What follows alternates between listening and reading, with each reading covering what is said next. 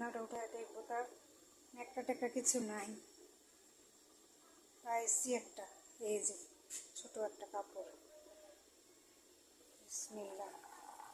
ওরে শালা, রান্না খুশি। আলু দিয়ে, বড়া দিয়ে, ডিম মনে হয়, দেখলাম ডিম ভাজতে।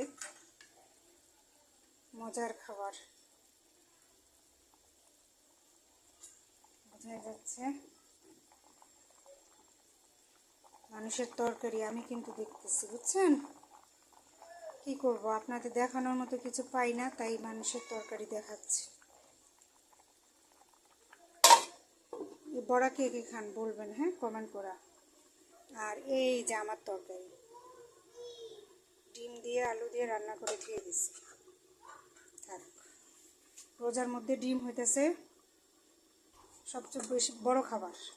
মাছ মাংস যেটা, এই যে ডিম 2, 4, 6, 8টা ডিম আছে। বাপরে, মানুষ বেশি, 4 জন মানুষ 2 বেলা খাবে, এই জন্য 8টা ডিম আছে।